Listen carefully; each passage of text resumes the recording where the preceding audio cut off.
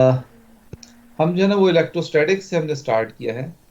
तो फिर मैं थोड़ा चीज़ें रीआइट्रेट कर रहा हूँ ताकि आपको समरी पता हो कि हम क्या करेंगे इस कोर्स के अंदर। पहले हम इलेक्ट्रोस्टैटिक्स पढ़ेंगे और गालिबन पहले जो 5 चैप्टर्स तक है, 5-6 चैप्टर्स तक है। और उसके बाद जो है ना हम मैग्नेटोस्टैटिक्स पढ़ेंगे। उसमें इसके एक दो चैप्टर्स ही हैं, ज़्यादा नहीं है। और मैग्नेटोस्टैटिक्स के बाद फिर हम इलेक्ट्रोडायनामिक्स में चले जाएंगे। Electrostatics is about the field, electric field due to stationary charges, or magnetostatics is the magnetic study about the magnetic field due to steady currents. And electrodynamics जो है वो हमारे पास जब चार्जेस जो हैं वो टाइम के साथ साथ वो पोजीशन में भी चेंज हो रहे हों और किसी एक जगह पे उनकी डेंसिटी भी चेंज हो रही हो, इस तरह करंट्स जो हैं वो भी चेंज हो रही हैं टाइम के साथ, तो उस वक्त हमारे पास इलेक्ट्रोडायनामिक्स होती है। और उसमें जो ऑब्जेक्टिव हमारा ये है कि हम ये देखेंगे कि कैसे इलेक्ट्रोमैग्नेटिक वेव्स जो है ना वो पैदा होती हैं और कैसे वो प्रोपेगेट करती हैं। ये इंशाल्लाह ताला आप ये समझ जाएंगे इस कोर्स के आखिर तक। अगर आपने दिलचस्पी के साथ ये सारे लेक्चर सुने और साथ साथ जो रीडिंग असाइनमेंट्स हैं जो बुक में से मैं दूंगा आपको वो साथ साथ आप पढ़ेंगे, तो बुक बड़ी अच्छी है और मुझे बड़ी पसंद है। जो मैं पिछले काफ़ी सालों से इसको पढ़ाता भी रहा हूँ, तो मेरा अपना भी इसमें इंटरेस्ट जो है ना बुक में डेवलप हो गया। तो आपको भी इंशाल्लाह अगर आप रीडिंग करेंगे तो आपको इंटरेस्ट जो है ना इसके अंदर जो है डेवलप हो जाएगा। तो मेहनत ज़रूरी है। तो हमने कल पढ़ा था कि अगर स्टेशनरी चार्जेस हों तो स्टेशनरी चार्जेस की वजह से चार्ज एक दूसरे के ऊपर फोर्स लगाते हैं और उसको हम जो है ना वो कूलम्स लॉ की मदद से कैलकुलेट कर सकते हैं। कूलम्स लॉ में ये बताता है कि अगर आपके पास दो पॉइंट चार्जेस हों जिनका चार्ज Q1 और Q2 है and they are separated by distance r, तो उनके दरमियान जो इलेक्ट्रोस्टैटिक फोर्स होगी that is equal to 1/4 pi epsilon naught Q1 Q2 और r स्क्वायर। ये वही फार्मूला है जो आपने एफएससी में पढ़ा है और उससे पहले मैट्रिक में भी पढ़ा है, लेकिन अभी हम इसका यूज़ थोड़ा सा डिटेल करेंगे इंशाल्लाह। फिर हमने बच्चे दूसरी चीज़ जो डिफाइन की थी that was the electric field intensity. Electric field intensity क्या होती है? That is the electrostatic force या electric force per unit charge, electric force per unit charge. और ये जो हम एक और इम्पोर्टेंट हमने जो है ना वो थ्योरम्स कह लें या एक हमने जो हमारी ऑब्जर्वेशन है उसकी वजह से हमने एक प्रिंसिपल यूज़ किया था which is called the principle of superposition. तो कोई बच्चा बता सकता है मुझे आसान अल्फाज में अपनी ज़ुबान में कि what is the principle of superposition? Sir any अगर वॉलंटियर? सर अगर Q1 और Q2 दो चार्जेस हों और एक यूनिट टेस्ट चार्जेस को हम QT बोलते हैं, वो किसी एक जगह पे मौजूद हो, तो Q1 का जो उसके ऊपर इफेक्ट है और जो Q2 का इफेक्ट है, ये दोनों एक दूसरे के इंडिपेंडेंट है अगर तो उसको हटा दिया जाए, और एक का जो उसके ऊपर इफेक्ट है दूसरे का जो उस पर इफेक्ट है, दोनों सम अप कर जाते हैं। हाँ, वेरी गुड, वेरी गुड। तो ये सुपर प्रिंसिपल ऑफ सुपरपोजिशन ये आपने याद रखना है। फिर हमने कहा था कि अगर कंटिन्यूअसली चार्ज डिस्ट्रीब्यूटेड चार्जेस हों तो उनकी वजह से हम इलेक्ट्रिक फील्ड इंटेंसिटी कैसे फाइंड आउट करते हैं। तो हमारे पास जो अभी तक जो नोन है, जो इन्फॉर्मेशन अभी तक हमने पढ़ी है वो ये है कि अगर पॉइंट चार्जेस हों तो उनकी वजह से इलेक्ट्रिक फील्ड कैसे मालूम करते हैं। तो उसी को हम उसी नॉलेज को उसी इन्फॉर्मेशन को हम यूज़ करेंगे कंटिन्यूस चार्ज डिस्ट्रीब्यूशन की वजह से इलेक्ट्रिक फील्ड मालूम करने के लिए। तो हम क्या करते हैं कि जो कंटिन्यूस चार्ज डिस्ट्रीब्यूटेड है उसको हम जो है ना वो छोटे छोटे छोटे छोटे डिस्क्रीट चार्जेस में कन्वर्ट करेंगे, एलिमेंटल चार्जेस में कन्वर्ट करेंगे कि हर जो है charge that is equal to delta Q के बराबर हो। और एक कन्वेंशन हमने यूज़ की थी कि जहाँ पे सोर्स होगा जिसकी वजह से जिस चार्ज की वजह से इलेक्ट्रिक फील्ड पैदा होता है उसको मैं सोर्स कहता हूँ, उसका पोजीशन वेक्टर आर प्राइम होगा। और जहाँ पे फील्ड होगा, जहाँ पे हम इलेक्ट्रिक फील्ड कैलकुलेट करेंगे या जहाँ पे टेस्ट चार्ज रखेंगे उसका पोजीशन वेक्टर आर होगा।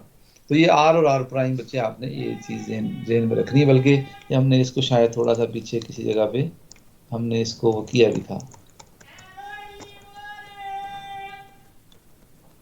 हाँ, ये देखिएगा, ये ओरिजिन है, ये आपका सोर्स पॉइंट है जिसकी वजह से ये चार्ज है जो सोर्स ऑफ इलेक्ट्रिक फील्ड ये है, और ये फील्ड पॉइंट है जहाँ पे टेस्ट चार्ज रख के आप इलेक्ट्रिक फील्ड कैलकुलेट करते हैं।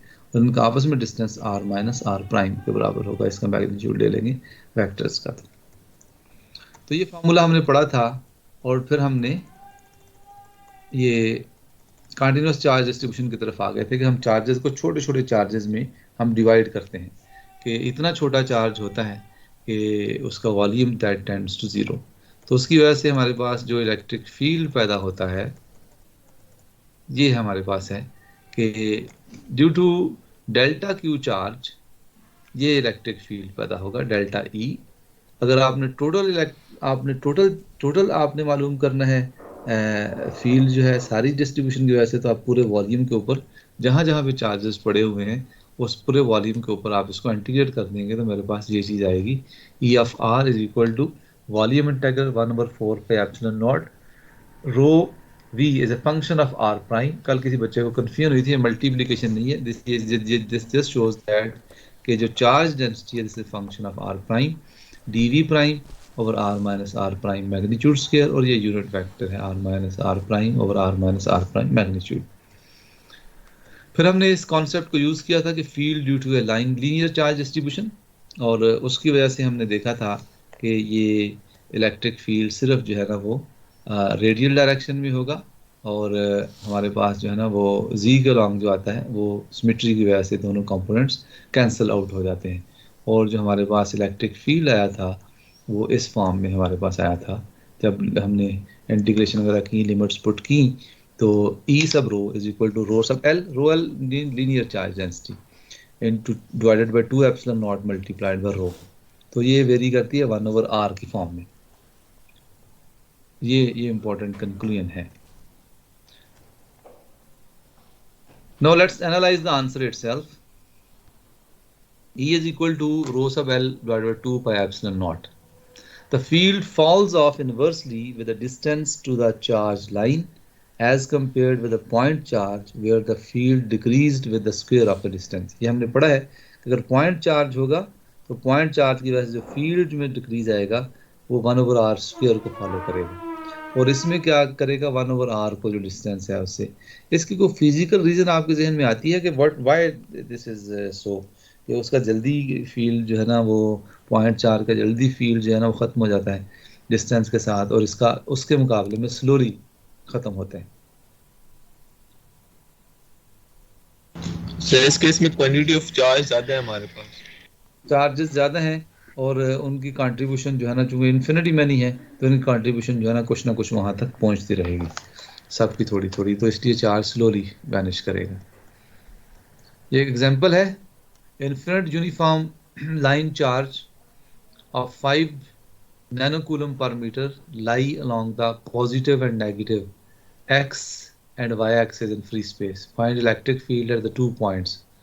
ये आपके पास जो है ना वो x axis है, और ये आपके पास y axis है। इन दोनों के ऊपर आपके पास जो है ना वो चार्ज जो है ना वो डिस्ट्रीब्यूटेड है, और आपने क्या करना है, आपने पॉइंट 004, ये कहाँ पे होगा, ये पॉइंट जो है किस एक्सिस पे होगा, 0.004 z एक्सिस पर, 1 2 3 4, ये यहाँ पे होगा, यहाँ पे मैंने कर्सर रखा हुआ है। और दूसरा पॉइंट है 0 3 और 4, आगे पास x एक्सिस का 0 है तो yz प्लेन में होगा, y के लॉन्ग 3 यस 2 और 3, और यहाँ से 4 तो ये तकरीबन यहाँ पे कहीं पे पॉइंट आता है। तो इसके ऊपर हमने इन दोनों की वजह से जो फील्ड होगा तो क्या करेंगे। अब आप मुझे बताएं, अभी मैं आगे नहीं चल रहा, कि आप मुझे ये बताएं कि जो x एक्सिस के अलॉन्ग है इसकी वजह से इलेक्ट्रिक फील्ड जो है ना वो किस डायरेक्शन में होगा। y के अलॉन्ग या z के, z में। Everybody comfortable with this interpretation. और ये जो y की वजह से बच्चे किस डायरेक्शन में होगा, वो भी जी में होगा, वो भी z में होगा, है ना। बाकी की वजह से क्या होगा वो देखते हैं, लेट्स सी। कि हमारे पास ये पॉइंट है, ये एक पॉइंट P सब A है, और ये पॉइंट P सब B है। दोनों पॉइंट्स आपको दिखा दिए गए हैं इस पावर पॉइंट में। तो आपके पास ये जो आपके पास पॉइंट PA के ऊपर है, PA के ऊपर जो है, इसको अगर आप जो है ना वो लिखना चाहेंगे तो कैसे लिखेंगे आप, रो LX A रो x, ये रो x, इसकी वजह से यूनिट वेक्टर है वो देखें A सब Z ही आ रहा है। और दूसरे की वजह से भी जो है ना ए सब जी, तो दोनों जेड के लॉन्ग होंगे, तो इसलिए वो ऐड हो जाएंगे स्केलर के तौर पे कि दोनों की डायरेक्शन सेम है। यहाँ पे दोनों का डिस्टेंस जो है ना वो 4 है, तो 4 रो की वैल्यू आपने पुट कर दी, चार्ज की वैल्यू पुट कर दी, तो सिंपली ये ऐड हो जाएगा। तो आपके पास जो इलेक्ट्रिक फील्ड होगा पॉइंट ए के ऊपर, दिस इज इक्वल टू 44.939 ए जी, ए सब जी वोल्ट पर मीटर। अभी वोल्ट को हमने डिफाइन करना है, न्यूटन पर कूलम भी आपसे कह सकते हैं।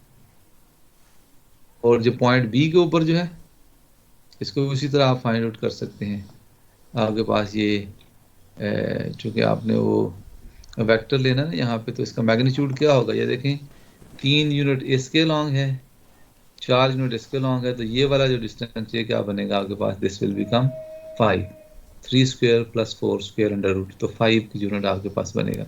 ये मैं ले रहा हूँ जो है ना वो इसके लिहाज से ना, ये जो आपके पास ये वाली लाइन है, ये यहाँ पे ना फिगर में नज़दीक नज़र आ रही है आपको, लेकिन ऐसे है नहीं ये कैन यू इमेजिन कि कहाँ पे पड़ी होगी ये वाली लाइन जो है 3D के अंदर जो है ये, ये into the page उसकी हाँ इनटू द पेज या इनटू, बल्कि तो and out of out the, of ये हमारे लिए आउट ऑफ द, मेरे लिए आउट ऑफ द स्क्रीन है ना। Yes, sir. यस आप सर, आउट ऑफ परपेंडिकुलर है द, सर। हाँ जी जी, तो इसलिए वो आप उसके डिस्टेंस से जब रो की वैल्यू कैलकुलेट करेंगे तो आप इन चीज़ों का जो है ना वो ख्याल रखेंगे। और इसी तरह इनके जो है ना वो जो यूनिट वेक्टर बनता है इस डायरेक्शन में, उस यूनिट वेक्टर को भी हम जो है ना यहाँ से निकाल सकते हैं। और इसी तरह आप जो है ना वो जो दूसरी वाली है वाई के लॉन्ग है, उसकी वजह से भी आप मालूम कर सकते हैं। तो इस तरह आपके पास ये जो इनका वेक्टर्स हम अब निकालेंगे, तो आपके पास ये वाला इलेक्ट्रिक फील्ड आपके पास आ जाएगा। Field of A sheet of charge, अभी तक आपके पास दो इन्फॉर्मेशन अब हो गई। एक इन्फॉर्मेशन कि अगर आपके पास एक पॉइंट चार्ज हो तो पॉइंट चार्ज की वजह से इलेक्ट्रिक फील्ड क्या होता है। अब आपके पास एक और भी साथ इन्फॉर्मेशन आ गई है कि अगर लीनियर चार्ज डिस्ट्रीब्यूशन हो तो लीनियर चार्ज डिस्ट्रीब्यूशन की वजह से आपके पास इलेक्ट्रिक फील्ड कैसे मालूम करते हैं, कैसे वेरी करता है उससे डिस्टेंस के साथ। अब तीसरी चीज अब आ गई थी कि हम अगर एक पास शीट ऑफ चार्ज हो, सरफेस है, उस सरफेस के ऊपर चार्ज डिस्ट्रीब्यूटेड है, तो उसकी वजह से हम जो है ना वो इलेक्ट्रिक फील्ड कैसे फाइंड आउट करेंगे। Another basic charge configuration is the infinite sheet of charge having a uniform density of rho sub s coulomb per meter square। तो ये देखें, ये आमतौर पे जो जितनी भी इलेक्ट्रिक इंजीनियरिंग की बुक हैं उसमें ऐसे ही करता है, rho sub L linear charge distribution, rho sub S surface charge distribution and rho sub V is the volumetric charge distribution. तो इस बुक में भी वही कन्वेंशन इसने यूज़ किया है। जो फिजिक्स की वालों की बुक्स हैं उनमें थोड़ी डिफरेंट कन्वेंशन है, तो इसलिए मैंने मिक्स नहीं किया आप लोगों को, मैं उनको अलहदा पढ़ा रहा हूँ, आप लोगों को अलहदा पढ़ा रहा हूँ कि आपने बाद में जब पढ़ना है तो आपने इसी तरह की बुक्स से कंसल्ट करना है, तो इसलिए ताकि आपकी चीज़ें ना मिक्स ना हो। पहले मेरा प्लान था कि मैं आप लोगों को इकट्ठा पढ़ा दूं, लेकिन फिर मैंने सोचा काफ़ी तो उनका कंटेंट्स भी फ़र्क है और आप लोगों के कंटेंट्स भी फ़र्क है, आपको ज़्यादा अप्लाइड की तरफ आपका ज़्यादा आता है। तो बच्चे अगर आपके पास इन्फिनिट शीट ऑफ चार्ज हो तो उसकी वजह से फील्ड आपने किसी पॉइंट पी पे मालूम करना है। ये जो फिगर आपको दिखाई गई है ना, इसमें आपकी जो शीट है वो वाई जी प्लेन के अंदर है। जो इन्फिनिट शीट ऑफ चार्ज है this is placed in Y Z plane, और आपके पास जो फील्ड मालूम करना है वो आपके पास एक्स एक्सिस के लॉन्ग है, पी ऑफ एक्स 0 0। तो क्या कर सकते हैं आप, तो आप दो तरीके कर सकते हैं, एक मैं कर रहा हूँ यहाँ पे, एक मैं आपके लिए असाइनमेंट के तौर पे छोड़ रहा हूँ।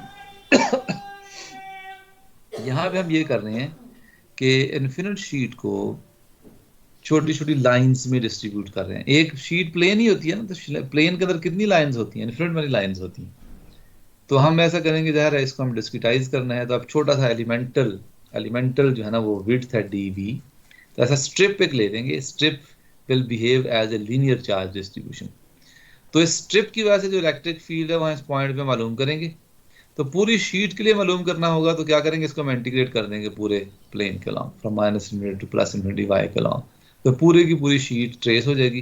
तो उस पूरी शीट की वजह से जो इलेक्ट्रिक फील्ड है यहाँ पे पॉइंट पी के ऊपर वो हमें मालूम हो जाएगा। The charge distribution family is now complete. Point charge Q, line charge rho sub L, surface charge rho sub S and volume charge rho sub V। तो ये 3-4 किस्म के चार्जेस हैं जिनको हमने डील करना है। Let's assume a sheet of charge above which is placed in the YZ plane. ये बातें मैं बता चुका हूँ आपको, यहाँ कंप्लीशन के लिए लिखनी है। The plane can be seen to be assembled from an infinite number of line charge extending along the z-axis from minus infinity to plus infinity। अब y के पैरेलल ये लाइन रखते जाएं रखते जाएं रखते जाएं, तो आपके पास क्या होगा, तो वो जो है ना z एक्सिस के पैरेलल रखते जाएं इनको लाइंस को, तो y के परपेंडिकुलर हैं, तो ये आपके पास क्या बनेगा, पूरा प्लेन बन जाएगा। तो ये याद रखना है बच्चे कि अगर प्लेन हो तो आप इन्फिनिट मनी लाइन से मिलके बनता है, अगर स्पेस हो तो इन्फिनिट मनी प्लेन से मिलके पूरी स्पेस जनरेट हो जाती है। उसी कॉन्सेप्ट को जो हमारा मैथमेटिक्स से आता है, यहाँ पे हम अपनी अपनी जो फिजिकल सिचुएशन है उसको सिंपलीफाई करने के लिए हम इस्तेमाल करते हैं। ये वही फिगर है। अब देखें, फॉर ए डिफरेंशियल विड्थ जिसकी स्ट्रिप जिसकी विड्थ जो है dy है, the line charge density surface charge density क्या होती है, चार्ज पर यूनिट एरिया। अगर हम इस ये जो विड्थ है डेल्टा वी, इससे डिवाइड कर देंगे तो क्या बन जाएगी, ये मल्टीप्लाई कर देंगे तो क्या बन जाएगी, this will become linear charge density. एक लेंथ कट जाएगी ना उसके साथ, जो डी वाई से जब मल्टीप्लाई करेंगे हम रो सब एस को, तो rho sub L linear charge density, row sub L is equal to rho sub S times D Y. अब बच्चे देखें, अब आपको उस इंफॉर्मेशन है कि ये वाली एक इन्फिनिटी लॉन्ग, ये कैसे आएगा जी rho of S times D Y, ये दोबारा बताते हैं। मैं बताता हूँ आपने बच्चे कि हमने किया ये है कि जो पूरी जो प्लेन था, इस पूरे प्लेन को हमने छोटे छोटे स्ट्रिप्स में कन्वर्ट कर दिया। अब यह ज़ाहिर है ये तो सरफेस थी, तो हमारे पास जो फार्मूला था वो था सरफेस चार्ज डेंसिटी के लिए, वो क्या होता है, चार्ज पर यूनिट एरिया। तो अगर आपने उससे लीनियर चार्ज डेंसिटी मालूम करनी हो, जो चार्ज पर यूनिट लेंथ होती है, तो क्या करेंगे, किसी एक लेंथ से मल्टीप्लाई कर दें। अब डी वाई तो एक लेंथ है ना ये, तो डी वाई से अगर हम मल्टीप्लाई करेंगे रो सब एस को, तो क्या बन जाएगा, अब देखिए रो सब एस था चार्ज पर यूनिट एरिया, अब आपने डी वाई लेंथ से मल्टीप्लाई कर दिया तो क्या बन जाएगा, चार्ज पर यूनिट लेंथ आपके पास आ जाएगी। तो चार्ज पर यूनिट लेंथ क्या होती है, रो सब एल। तो जो स्ट्रिप नजर आ रही है आपको, जो ज़्यादा थोड़ी सी डार्क है बाकी के मुकाबले में, इस स्ट्रिप की जो लीनियर चार्ज डेंसिटी है वो क्या होगी, रो सब एल होगी। तो अगर आपको रो सब एल का पता हो तो आप बच्चे मालूम कर सकते हैं कि इसकी वजह से, इस सिर्फ इस अकेली स्ट्रिप की वजह से इस पॉइंट के ऊपर चार्ज क्या होगा।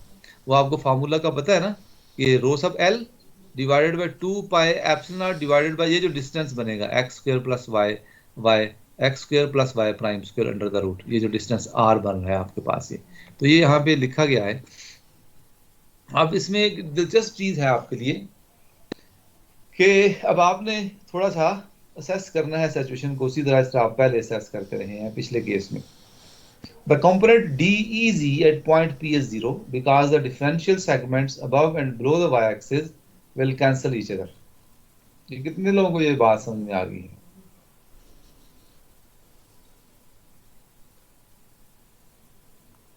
नहीं समझ आई? क्लियर है, आपने लास्ट टाइम जो बताई थी, लास्ट टाइम बताई। हाँ देखें, जो इलेक्ट्रिक फील्ड के बच्चे दो कंपोनेंट्स होंगे, यहाँ से देखें इस डायरेक्शन में ना, एक किस में आएगा आपके पास, एक जी के लॉन्ग आ जाएगा और एक जो है ना वो आपका एक्स के लॉन्ग आएगा।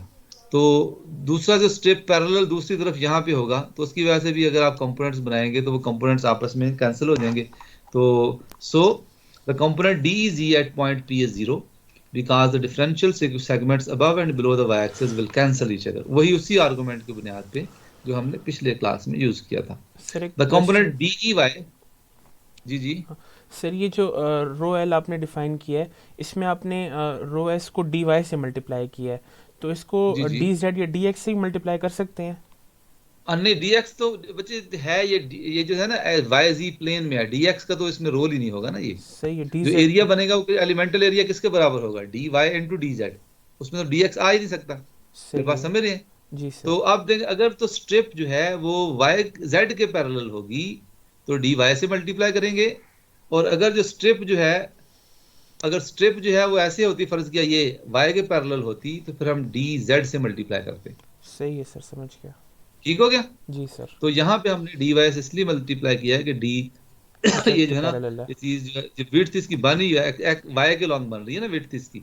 अगर मैं ऐसे यहाँ पे एक लाइन लगा लूं एक इसके ऊपर लाइन लगा लूं तो इसकी जो विड्थ बनेगी स्ट्रिप की वो क्या होगी, डीजेड होगी ना, वो डीजेड प्राइम होगी। जी तो फिर मैं डीजेड प्राइम से मल्टीप्लाई करूंगा। लेकिन ये अच्छा क्वेश्चन है, रेलिवेंट क्वेश्चन है, और ये शो करता है कि बच्चे बच्चे समझने की कोशिश कर रहे हैं और समझ रहे हैं माशाल्लाह। सो ये एवरीबॉडी इज विद मी कि the component D is E at point P is 0 because the differential segments above and below the y-axis will cancel each other. The component DEY at P is also 0 because the differential segments to the right and to the left of z-axis will cancel each other. तो इस तरह आपके पास ज़ाहिर है यहाँ से भी contribution आ रही है ना, इधर से भी और इस साइड से भी कंट्रीब्यूशन आ रही है, तो उसके वजह से y के लॉन्ग कंपोनेंट भी 0 होगा।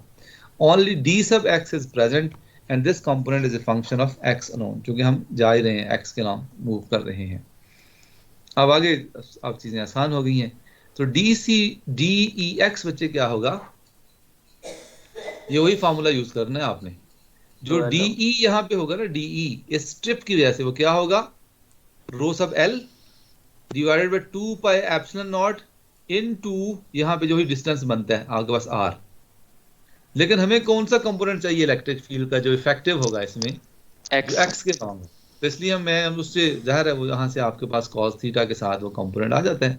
तो जो इफेक्टिव कंपोनेंट है DEX, this is equal to rho sub S dy prime 2 pi epsilon not under root x square plus y prime square into cos of the theta. तो बच्चे अगर आपने टोटल सारी शीट की वजह से जो टोटल फील्ड यहाँ मालूम करना है तो क्या है, कैसे मालूम करेंगे, आप इसको dy के ऊपर इंटीग्रेट कर देंगे। और y कहाँ से कहाँ तक मूव कर रहे हैं, from minus infinity to plus infinity. और ये देखें बच्चे, अब यहाँ पे एक काम हमने और कर लिया है कि cos थीटा को लिख लिया। cos थीटा किसके बराबर होगा, इस फिगर को अगर आप देखें, लेकिन ये y प्राइम है ना, this is y prime, x axis के बराबर। ये क्या है, ये आपके पास ये क्या है, x है, x अपॉन स्क्वायर और रूट ये आपके पास क्या है, ये स्क्वायर r है। स्क्वायर तो आप यहाँ से cos थीटा किसके बराबर आता है, x ओवर r। ठीक है, तो वो पुट करेंगे तो आपके पास सिंपलीफाई होके rho sub s divided by 2 pi epsilon not x dy prime divided by x square plus y prime square आ जाएगा आपके पास। Adding the effects of all the strips, add कैसे करेंगे, इंटीग्रेट कर देंगे from minus infinity to plus infinity. अब ये वाला फार्मूला आप यूज कर लें। दोबारा बता दें जो आपने x वाला बताया है। जी बच्चे मैं दोबारा बता रहा हूँ, क्योंकि वो बच्चे सेंटर में बोल रहे थे, इसकी वजह से मुझे समझ अच्छा नहीं। बच्चे और से बच्चे सुने, मैं दोबारा कॉल बता रहा हूँ बच्चे। ये देखें यहाँ पे जो डिफरेंशियल है वो किसका, dy प्राइम का ना। So in order to add all these things या परफॉर्म द इंटीग्रेशन, मुझे cos थीटा को भी x बाय x और यहाँ x स्क्वायर है, y प्राइम स्क्वायर है, तो इसको भी मुझे x और y प्राइम की शक्ल में लिखना पड़ेगा। तो इस ट्रायंगल को बच्चे गौर से देखें, cos थीटा यहाँ से किसके बराबर आएगा, cos theta will be equal to x divided by, ये बेस है ना, ये थीटा के साथ बेस होती है, ये 90 डिग्री का एंगल है, ये वाला 90 डिग्री का एंगल, इसके सामने हाइपोटेन्यूज है, x over r capital R जो बराबर है root of x square plus y prime square. अगर cos थीटा की जगह पे x over under root of x square plus y prime square रखेंगे तो यहाँ पे ओवरऑल ये एक्सप्रेशन बच्चे ये ठीक है बच्चे। अब आपने क्या करना है, इसको जो टोटल इलेक्ट्रिक फील्ड यहाँ से, ये तो एक स्ट्रिप की वजह से होगा ना, ये वाला जो इलेक्ट्रिक फील्ड आया है ये स्ट्रिप की वजह से है। इस तरह की तो इन्फिनिटी वाली स्ट्रिप्स होंगी जो वहाँ पड़ी हुई है इसके पैरेलल, कहाँ से y कहाँ से कहाँ तक वेरी करेगा, from minus infinity to plus infinity.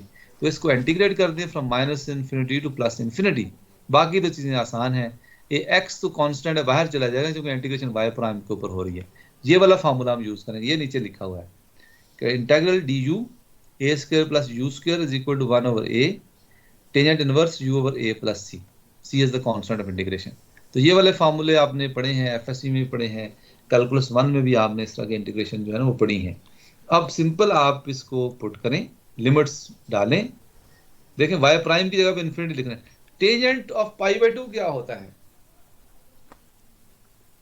Infinity undefined, और माइनस पाई बाय 2 क्या होता है, माइनस इन्फिनिटी। माइनस, और टेंजेंट इनवर्स ऑफ पाई क्या होगा बच्चे, जीरो।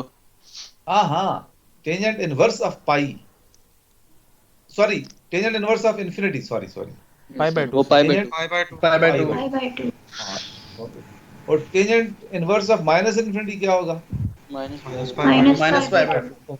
यहाँ पे पुट कर दें इनको, तो वहां से क्या बनेगा, pi by 2 minus minus pi by 2, तो pi by 2 plus pi by 2 होगा, वो पाई बन जाएगा, तो इसको कैंसिल कर देगा। सो ई सब x is equal to rho sub s divided by 2 epsilon not. तो अब अगर मैं आपसे पूछूं कि फर्ज किया ये जो शीट है अभी तो yz प्लेन में थी, अगर ये xz प्लेन में होती तो आपका इलेक्ट्रिक फील्ड किसके लॉन्ग आना था, y के किस लॉन्ग, डायरेक्शन का? y कह रहा हूँ, y y कह रहा हूँ। वेरी वेरी गुड मेरे बच्चे। अगर ये शीट जो है ना एक्स वाई प्लेन में होती तो इलेक्ट्रिक फील्ड किसके लॉन्ग आना था, ये z के जी के लॉन्ग। Very good. तो इसमें देखें एक और नई एक फिजिक्स आ गई यहाँ पे कि ये जो इलेक्ट्रिक फील्ड है, this electric field is not changing with respect to the distance. आप प्लेन के बिल्कुल करीब हो तो वही इलेक्ट्रिक फील्ड होगा, और बहुत दूर चले जाए इन्फिनिटी पे भी चले जाएंगे तो फिर वही इलेक्ट्रिक फील्ड होगा। क्या है, what is the physical reason behind this, any one of you please. Sir ये इन्फिनिट शीट ऑफ चार्ज है। इन्फिनिट शीट ऑफ चार्ज है, जब करीब होगा, ये मेरी बात गौर से सुनिएगा, ये देखें फर्क यहाँ पे है, तो उसमें कंट्रीब्यूशन ये वाले जो है ना, ये वाले नजदीक वाले पॉइंट्स की ज्यादा होगी, जो दूर वाले होंगे ना तो उनकी कंट्रीब्यूशन नेग्लिजिबल होगी, क्योंकि आपके पास आपका जो कंपोनेंट एक्स के लॉन्ग बनता है ना दूर वालों का, वो तकरीबन नेग्लिजिबल होगा। लेकिन जब दूर जाते जाएंगे तो इनकी नजदीक वालों की कंट्रीब्यूशन कम होती चली जाएगी, और जो दूर वाले उनकी कंट्रीब्यूशन उसमें ऐड होती चली जाएगी। तो जितना दूर जाएंगे तो दूर वालों की कंट्रीब्यूशन उतनी उसके अंदर बढ़ जाएगी, तो overall electric field will remain constant. अब इसमें खूबसूरती क्या है, पॉइंट चार्ज की वजह से electric field varies as 1/r², line charge की वजह से electric field varies as 1/r, और इन्फिनिट शीट की वजह से इलेक्ट्रिक फील्ड जो है वो डिस्टेंस के साथ चेंज नहीं होता, वो कांस्टेंट रहता है। तो ये अभी तक जो आपने ये जो क्या उसे कहते हैं, हमने कंक्लूड किया है अपनी इस डिस्कशन में, इस चीज को आपने याद रखना है। सही डिस्टेंस जो मूव कर रहे थे, ये किसके लॉन्ग मूव कर रहे थे? जी जी, जो अभी आपने कहा हम मूव कर रहे हैं और फील्ड चेंज नहीं हो रही, कांस्टेंट रह रही है, तो किसके लॉन्ग एक्स के मूव कर रहे लॉन्ग, थे? एक्स किसके लॉन्ग मूव कर रहे थे? एक्स के लॉन्ग, इसके परपेंडिकुलर डायरेक्शन, ठीक है। शीट के परपेंडिकुलर डायरेक्शन, ठीक है। शीट के ऊपर तो जाहिर है हम वो किसी और तरह चीजों को देखेंगे, ठीक है। तो इसके परपेंडिकुलर वाई एक्स के लॉन्ग, अगर एक्स जी प्लेन में होगी तो फिर वाई के लॉन्ग मूव करेंगे, अगर एक्स वाई प्लेन में होगी तो फिर जी के लॉन्ग मूव करेंगे। तो उसके लॉन्ग उसे जितना मर्जी दूर चले जाएं, electric field will remain constant. यही चीज यहाँ पे आगे डिस्कस भी है की हुई इन्होंने। The electric field is always directed away from the positive charge into the negative charge. We now introduce a unit vector a sub n, which is normal to the sheet and directed away from it. So E as a vector field will be equal to rho sub s divided by 2 epsilon naught into a sub n. A sub n is the unit vector which is normal to the surface. तो आपने बच्चे ये याद रखना है कि अगर आपके पास शीट ऑफ चार्ज हो तो शीट ऑफ चार्ज की वजह से इलेक्ट्रिक फील्ड हमेशा क्या होगा, उसकी परपेंडिकुलर डायरेक्शन में होगा, जैसे नॉर्मल कहते हैं, नॉर्मल डायरेक्शन में होगा। Field of A sheet of charge is constant in magnitude and direction, it is not a function of distance. ये तो मैं बता चुका हूं आपको मैं। अब ये चैप्टर जो है ना तकरीबन यहीं पे जो है ना वो खत्म हो गया है, ठीक है। और इसका होमवर्क जो है वो आपने करना है कि all homework problems of chapter number 2 from Hayt and Buck, ये जो बुक है ना आपके पास विलियम हेट की, उसका चैप्टर नंबर 2 जो है उसके सारे प्रॉब्लम्स आपने करने हैं। और ये ड्यू है 26 अक्टूबर तक कर लेंगे ना, आज 19 है, तकरीबन एक वीक मिल जाएगा, 7 दिन मिल जाएंगे आपको। तो ये आपने जो है ना वो सबमिट करनी है आपने, ठीक है।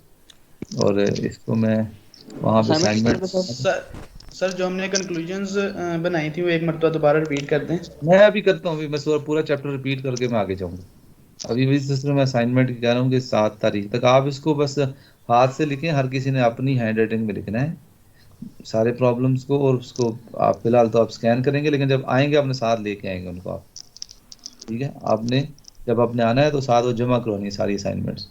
अभी फिलहाल आप ऑनलाइन जमा करवा देंगे तो मैं वो असाइनमेंट जनरेट कर दूंगा, तो 26 अक्टूबर तक आपने जमा करवानी है।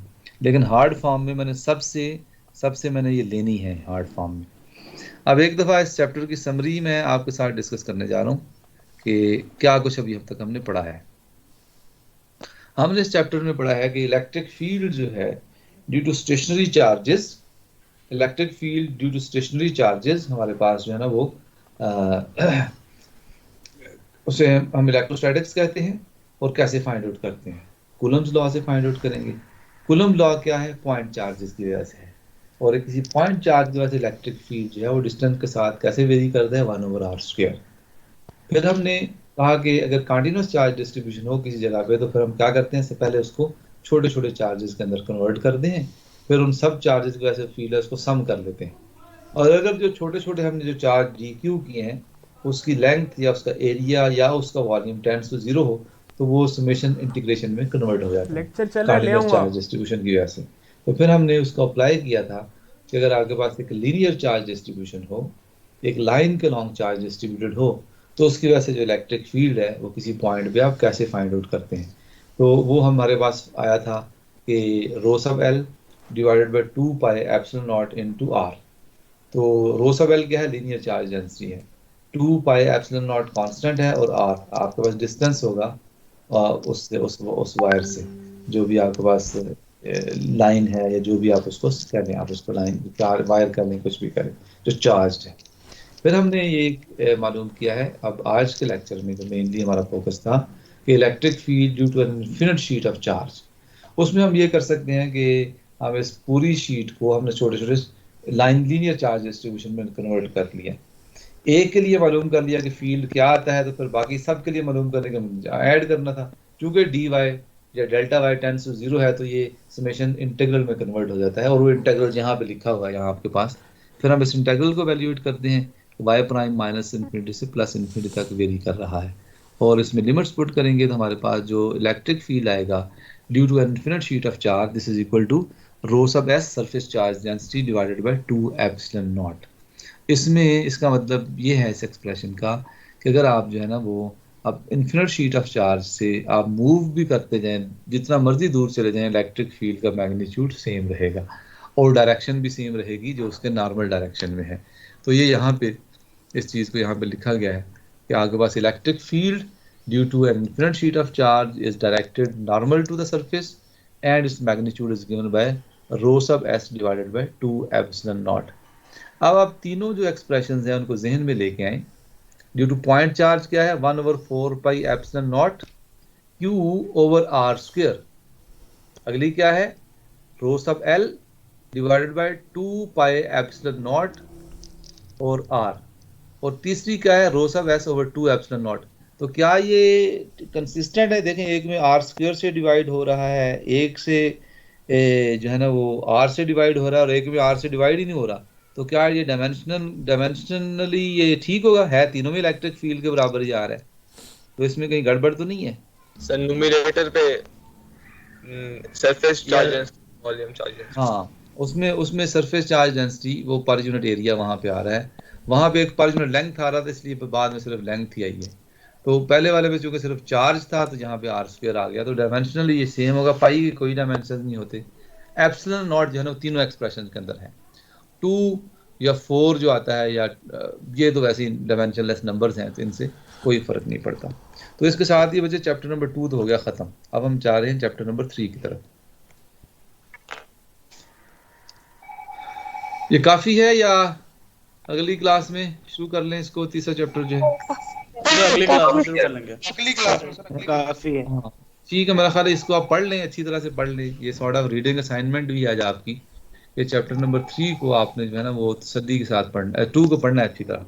तो फिर हम अब चैप्टर नंबर 3 में मैं थोड़ा सा इंट्रोड्यूस कर दूं, क्योंकि अभी हमारे पास टाइम भी है, और थोड़ा सा मैं इंट्रोड्यूस करूंगा उसको, चैप्टर नंबर 3 को। देखें, इसमें हमने ना इलेक्ट्रिक फील्ड फाइंड आउट करने का हमने मेथडोलॉजी पढ़ी है, और हम फाइंड आउट करते हैं उसको कूलम्स लॉ की मदद से। ये सारे जो फार्मूलाज थे ना, जैसे फर्ज किया मैं अभी आपको दिखाता हूँ, स्क्रीन अभी तक चल रही है ना, शेयर हो रही है आपके साथ। तो ये देखें, नो सर, स्क्रीन शेयर मैं नो सर, अभी मैं दोबारा शेयर करूँ। ये जो मैं बातें करने लगा ये बड़ी इंपॉर्टेंट है, अभी रिकॉर्डिंग खत्म ना कीजिएगा। ये जो लॉ है ना, ये वाला जो लिखा हुआ है बच्चे, अब तो नजर आ रहा है, जो स्क्रीन नजर आ रही है आपको, मेरा कर्सर भी नजर आ रहा होगा। जी सर, यस सर। ये जो फार्मूला है this of calculation of the electric field, इसे भी मैं कहता हूं this is the Coulomb's law. क्या है ये? Coulomb's law. ये कूलम्स लॉ है। आपने कूलम्स लॉ से अब वही नहीं मुराद लेनी आपने कि F is equal to 1/4 pi epsilon naught Q1 Q2 over R square, वो पुरानी बात हो गई है। ये है कूलम्स लॉ। अब मैं अगर आपसे कहूँगा कि व्हाट इज कूलम्स लॉ, या आपने इलेक्ट्रिक फील्ड फाइंड आउट करना है किसी चार्ज डिस्ट्रीब्यूशन की वजह से यूजिंग कूलम्स लॉ, तो आपके जहन में फौरी तौर पे जो फार्मूला आएगा वो ये वाला आएगा, जिसके ऊपर अभी मैं कर्सर चला रहा हूँ। ठीक है बच्चे, तो इस चैप्टर में हमने पढ़ा है कि कूलम्स लॉ को इस्तेमाल करते हुए हम कैसे जो है ना वो इलेक्ट्रिक फील्ड फाइंड आउट करते हैं। तो चैप्टर नंबर 3 है, उसमें एक नया हम फार्मूला पढ़ेंगे, और एक नया एक चीज और है। ये मैं बस बार बार ना थोड़ी सी एक लेमन टर्मिनोलॉजी यूज करता हूँ। लेमन टर्मिनोलॉजी ये है कि फर्ज किया मैं आपसे कह रहा हूँ कि आपके दोस्त हैं, आपका एक दोस्त यहाँ पे जो इंट्रोड्यूस किया उसका नाम ये था इलेक्ट्रिक फील्ड इंटेंसिटी। अब इसको ऐसे ही आपने याद रखना है, समझना है, जैसे आप अपने दोस्तों के नाम याद रखते हैं, समझते हैं, इलेक्ट्रिक फील्ड इंटेंसिटी। एक नया दोस्त मैं इंट्रोड्यूस करूंगा आपका चैप्टर नंबर 3 में, that is called the electric flux density. ये इंटेंसिटी है, वो डेंसिटी है, और ये फील्ड है, वो फ्लक्स है। ये इलेक्ट्रिक फील्ड इंटेंसिटी है, वहां पे इलेक्ट्रिक फ्लक्स डेंसिटी मैं इंट्रोड्यूस करूंगा। और फिर साथ उसके एक बड़ा खूबसूरत लॉ है जो हमारे लिए मैजिक का काम करता है, कि वो दैट इज गॉसेस लॉ। यहाँ पे हमने देखा होगा कि हमने इलेक्ट्रिक फील्ड जब कैलकुलेट किया था ना यूजिंग कूलम्स लॉ। अब मैं कूलम्स लॉ का जब भी नाम लूं, आपके जहन में ये वाला एक्सप्रेशन आना चाहिए, कूलम्स लॉ। इसी को मैंने यूज किया है कि लीनियर चार्ज डिस्ट्रीब्यूशन की वजह से मैं कैसे मालूम करता हूँ फील्ड, फिर हमने सरफेस चार्ज डेंसिटी की वजह से कैसे मालूम करता हूँ फील्ड। इसी लॉ को मैंने यूज किया, कूलम्स लॉ आपके सामने लिखा हुआ है। उसमें हम जो है ना यही काम जो यहाँ पे देखें, इसमें इंटीग्रल्स इन्वॉल्व थे, इंटीग्रेशन के फार्मूलाज यूज करने पड़े, फिर मुझे लिमिट्स पुट करनी पड़ी। तो ये थोड़ा सा ना इन्वॉल्व है, मुश्किल है, इसमें ज़्यादा मैथमेटिकल जो है ना एफर्ट इन्वॉल्व है। वहाँ पे हम पढ़ेंगे कि अगर हम गॉसेस लॉ जो है वो हमारी बड़ी हेल्प करता है कि जहाँ पे ख़ास तौर पे कोई सिमेट्री हो, वहाँ पे हम 2-3 स्टेप्स के अंदर ही इलेक्ट्रिक फील्ड जो है मालूम कर लेते हैं। तो अगले उस चैप्टर में हम मेनली ये जो इलेक्ट्रिक फ्लक्स डेंसिटी पढ़ेंगे, और फिर इलेक्ट्रिक फ्लक्स डेंसिटी की वजह से कूलम जो गॉसेस लॉ है वो डिफाइन करेंगे, और उसकी मदद से हम जो है ना वो फील्ड जो है ना वो कैलकुलेट करेंगे। ठीक है सर। तो मेरा ख्याल है वो चूंकि वो नया है टॉपिक, तो उसको हम अगली क्लास में स्टार्ट करेंगे। थोड़ा सा मैंने इंट्रोड्यूस कर दिया है सर। और 3 मेथड्स हमने पढ़ने हैं इलेक्ट्रिक फील्ड कैलकुलेट करने के। मैं अभी बच्चे आपके क्वेश्चन का जवाब देता हूँ। पहले मैं एक समरी आपके जहन में लिखना चाह रहा हूँ, तो वो बातें जो मैं चाहता हूँ कि कोर्स के बाद भी सारी ज़िंदगी आप याद रख सकें, वो मैं बार बार रीआइट्रेट करूँगा।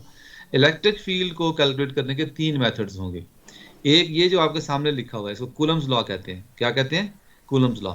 दूसरा जो मैं अगले चैप्टर 3 में पढ़ाऊंगा वो है गॉसेस लॉ। उसकी मदद से, गॉसेस लॉ की मदद से भी इलेक्ट्रिक फील्ड कैलकुलेट कर सकते हैं। और जो तीसरा जो मेथड है वो चैप्टर 4 में हम पढ़ेंगे। वो हम एक स्केलर फंक्शन डिफाइन करेंगे, उसको ग्रेडियंट लेके इलेक्ट्रिक फील्ड निकालेंगे, उसको ग्रेडियंट मेथड कहते हैं हम। तो वो 3 मेथड है जो मैंने पढ़ाने हैं आपको कि इलेक्ट्रिक फील्ड को कैलकुलेट करने के।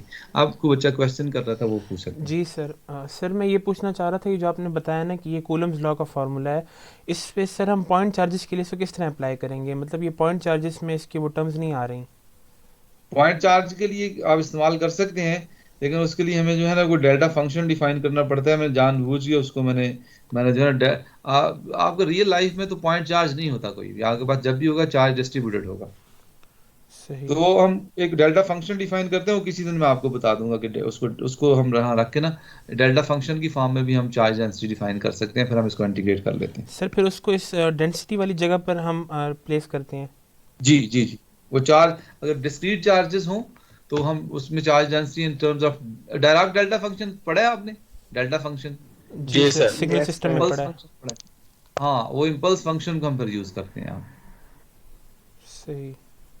ठीक है, तो बच्चे मेरा ख्याल आज के लिए काफ़ी है इतना ही, और जी सर। इंशाल्लाह ताला हम ना अगली क्लास हमारी कल 11:40 पे होगी, तो उसमें चैप्टर नंबर 3 हम स्टार्ट करेंगे। लेकिन आपसे रिक्वेस्ट है कि आपने सब ने जो बुक में जो बुक चूँकि बता दी गई है और चैप्टर 2 एग्जैक्ट वहीं से मैंने पावर पॉइंट्स भी ली हैं, तो आप बच्चे प्लीज़ इसको जो है ना वो साथ साथ पढ़िएगा। तो अगर आप पढ़ेंगे तो यू विल एंजॉय मोर।